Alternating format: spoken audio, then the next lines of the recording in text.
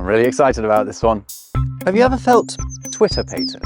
Have you ever scurry-funged, been thunderplumped, or fallen victim to a bubber? Not sure? Well, you're about to find out, as I, with the help of one of my absolute heroes, I can see my book in the background. You can talk you through 10 weird and wonderful words that we should all start using today. Welcome to another Rob Words. Okay, so why am I so excited? Well, because this video features Susie Dent. All British word nerds will already know who she is. It's Susie Dent. She is the queen of TV word game Countdown and the nation's empress of etymology. And now she's here to bring us her top 5 weird and wonderful words from the English language. I'm going to bring 5 along to the party too, and I've been trying really hard to find ones that I don't think Susie will know. We'll see. Her 5 are up first. What have you got for us, Susie? It's just such a positive word. It's never been in the OED, but it's been in some rare glossaries. And it's CONFELICITY. And CONFELICITY is joy in other people's happiness. There's a Hebrew word, firgun, which is a little bit like it. It's real altruism. So there's no ego, there's no agenda. It's just, I am so happy because you're happy. And it's just such a beautiful word. It is, isn't it? Con meaning with, and felicity coming from the Latin for happy, felix. It's shared happiness. It's not quite the opposite of Schadenfreude, but you know, we all know that word from German, obviously, but we don't know this one. You might have also heard the word Freudenfreude, which isn't actually a German word at all. It was made up in a New York Times article, but it was done so to express a similar idea to confelicity. It's pleasure in someone else's pleasure. German also has Fremdscham, doesn't it? Which is great, which you can't quite translate. Sort of strange. It's not quite shame. It's kind of cringe, isn't it? Yeah, that's how you'd say it, right? It's yes. when you feel someone else's embarrassment. Yes, but also there's an edge of thank God it wasn't me in there. And actually, I have to, while we're talking German, you told me before we started recording that you took your computer to a computer store and it just wouldn't work at home, and then you took it in and it worked perfectly. It's true. I look like an idiot. And I said to you, there is a word just for this in German, which is Vorführeffekt. And Vorführeffekt, so it's demonstration effect, essentially. And this is when exactly what happens is you know, your washing machine's broken down, technician comes, it works perfectly. Or if you take your child to the doctors with a hacking cough, and the moment they go into the surgery, it just disappears. So I love that Vorführeffekt. A bonus one from Susie there. I should have included that in my recent video about untranslatable German, shouldn't I? Anyway, what's Susie's second wonderful English word? This is an Americanism, and I tweet this one every Christmas. It's scurryfunging. You know about scurryfunging? I do not. It sounds marvelous. Okay.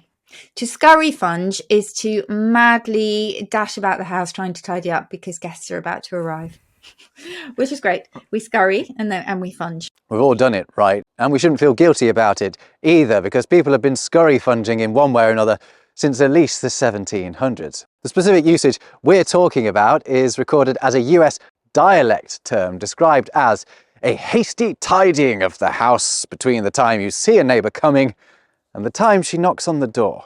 I love that one. Number 3, I think you will be familiar with, ULTRACREPIDARIAN. I don't know it. Okay, so this one is born in a story involving the Greek painter Apelles, who used to apparently eavesdrop on people coming to see his works and listen to what they were saying. And he overheard one cobbler criticize the way that he portrayed a sandal in this one particular painting. He thought, well, fair enough, he's a cobbler. And then the cobbler started to complain about the shape of the leg and the thigh, at which point Apelles had enough. And the story became very well known, and it was rendered in Latin as ne ultra crepidam, not beyond the sandal. In other words, stick to what you know.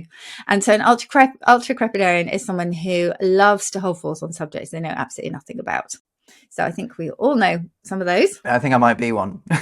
The first recorded usage of ultracrepidarian is in a set of essays by a writer and painter called William Hazlitt. In his 1822 collection Table Talk, he has a go at all kinds of people, but shows particular disdain for grammar pedants, mere word catchers, as he calls them. He adds that the title of ULTRACREPIDARIAN critics has been given to a variety of this species. Love it. It's great to broaden our vocabulary like this. It's a wonderful way of just generally upping our game. Another way is to sign up to this video's sponsor, Skillshare. I, for example, have been using it to learn how to make my newsletter better. Skillshare has thousands of engaging classes taught by world-class creatives who can help make 2024 the year that your side hustle really comes to life. Whether you fancy starting your own newsletter, you want to get good at graphic design, you want to use AI to increase your productivity, or maybe you want to start your first Etsy shop, Skillshare has what you need to turn passion into paycheck. I, for example, got a great deal out of the classes from artist and newsletter guru Marley Grace, all about how to write something that is actually worth reading. She is wonderfully engaging and talks through every single step right up until hitting send for the first time. Now, the first 500 people to use my link below will get a 1-month free trial of Skillshare, and just think how much you can learn in a month. Loads. It's free knowledge, so, just give it a go. Right, if you enjoyed my last video, you're going to like this next one. What have we got, Susie? So I talk about the lost positives and the lost counterparts to a lot of the negative words that we use, like uncouth and unwieldy and gormless and ruthless, etc. And very often their positive parents are in the historical dictionary. But there's another one that has one record in the OED, and that is RESPAIR. And RESPAIR is fresh hope and a recovery from despair, which is just beautiful. And it's there as a noun and a verb. That's lovely. RESPAIR, a word we need. It's a word we need, and every New Year's Eve, I think this is the year. This is going to be the year for RESPAIR, and I don't think it's quite arrived, sadly. Sad indeed, but perhaps we can RESPAIR a little with the help of Susie's fifth wonderful word. It's a belter. Okay, I'm going to go with a thunderplump. And a thunderplump, I've made it into a verb, but strictly speaking, it's only in the English Dialect Dictionary as a noun. And a thunderplump is a sudden, heavy downpour that soaks you to the skin in seconds. But I like to say I've been thunderplumped. I've definitely been thunderplumped once or twice already this Berlin autumn. Oh, I can imagine. Thunderplump. I think that's probably the most satisfying of all of Susie's words, certainly to say. Anyway, all right, it's my turn now. And I went pretty bloomin' deep looking for words that I thought Susie wouldn't know. So let's see if any of them land. Have you ever heard the word bubber? Oh, no. Yes. I'll read you one of the definitions of it from a dictionary that was written in 1669. But one of these ones that there seem to be all these books that just list silly terms from around that period. And this one says, a bubber goes to the alehouse and steals there the plate. So a parasite, really? It's more specific than that. It's someone who goes to pubs and steals tableware. Oh, so seriously does that? So it's not just like they'd steal people's food. They literally steal the plate. They literally steal bizarre. the plates. It also means a drunkard, but the more specific usage is that. There are a lot. I'm going to look this up. I'm on the OED, which is what I spend my life on now. Yes, you're absolutely right. A person who steals tableware from a public house, also a heavy drinker, also occasionally a drinking bowl. That's amazing. I love that. That's a little bit like tosspot, isn't it? So the first tosspot was somebody who was a heavy drinker and would literally toss back their pot of beer and ask for another one. So it had a very specific sense originally. This started us on something of a roll when it came to old terms for pub habits. I love these. There's a great word, shot clog. I don't know if you know shot clog. No, I don't. Okay, so shot clog is the person who you only tolerate in the pub because they're buying the next round, which is brilliant. I looked this one up. The idea is that someone would be merely a clog at the bar, but for the fact that they're paying the shot. That's the bill. And there's also a snack lifter, and the snack lifter is somebody who opens the latch of the pub, peers in, and looks to see if there's somebody who will buy them a drink. I remember having a beer called a snack lifter. There is, absolutely. There we go. It's brilliant. I don't think there is a beer called tosspot, however, but there should be. Okay, so I got her with bubber. Let's see if I can go 2 for 2. Do you know CACAFUEGO? Yes. Damn. This is a fire really, isn't it? It's a bit horrible. But I was yes. going to say shiter, but shiter, sorry. Notoriously foul-mouthed Susie Dent. Oh, well, of course. I do know that one, and I know about the ship, the CACAFUEGO, and how it was just all mouth and no trousers, really. Yes, right. It's a brilliant one. So it's a blustering braggart, isn't it, essentially, a CACAFUEGO, but it's just so evocative. The CACAFUEGO was the nickname given to a grand Spanish galleon that was all too easily seized by the English explorer and privateer Sir Francis Drake during his trip around the world, despite its supposedly formidable armaments. But the name does literally mean poo fire. And I think the ship in turn is named after a Spanish insect that was said to fire flames out of its tail. Oh, amazing. Yeah, no, it's fantastic. Right, on to our next weirdly wonderful word. Are you aware of what a NIMGIMMER is? Oh, I know. Is this? Yes, I've definitely heard it. Is it from criminal slang?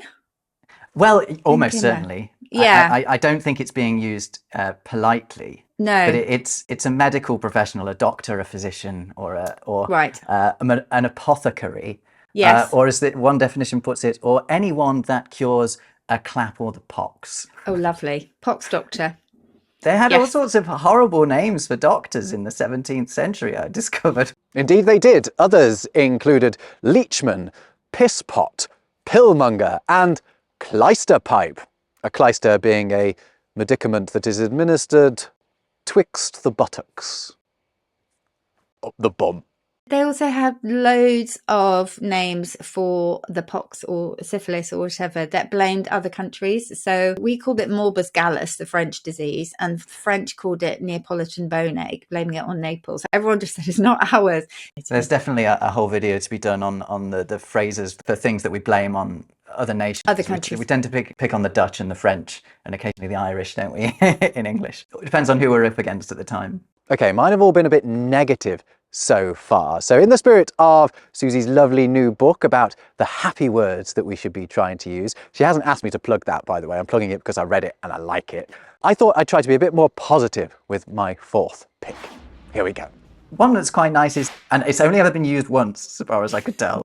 Oh, okay. I probably won't know it then. But I bet you'd be able to work it out. It's PHILOBRUTISH. So a love of nasty people?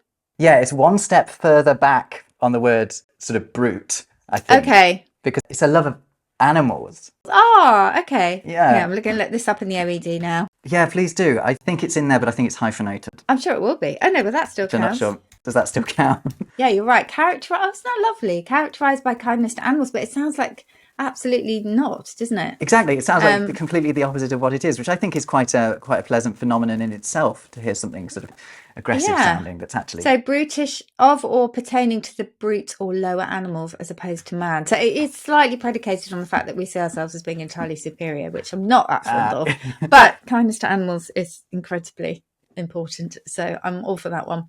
Delightful. Time for a fifth one from me, and it's also sort of animal related. I've got one last one. Okay. And I think a lot of people might know it, but I didn't. Twitterpated. Oh, I love that. I think they use that in Bambi. I think that's where it comes from. I'm right. This is one of those rare occasions where a word's first recorded usage is by an owl. It's from a lovely scene in Bambi where the owl explains why so many of the animals seem to be full of the joys of spring. Why are they acting that way? Why, don't you know? They're twitterpated. Twitterpated? Twitterpated is kind of loved up or besotted. It's just like you're just all, and you're kind of quite infatuated, a little bit in love maybe, but just a bit befuddled. It's lovely. It's gorgeous. Yeah, it's love struck.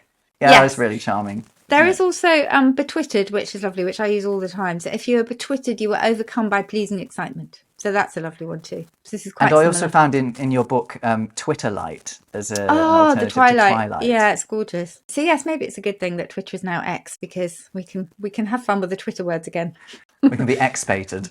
Oh no, definitely not. That sounds like X-rated, and it's just I didn't like it the second it came out my mouth. Sorry. But yeah, Twitterpated is lovely. So there we have it, 10 glorious new and unusual words that we can all start using today. Susie did not disappoint. Thank you very much, Susie Dent. Thank you, Rob.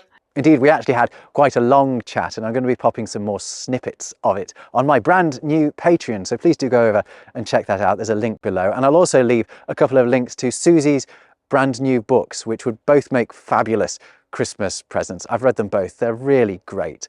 Watch one of these videos next, I guess, and I'll see you over there.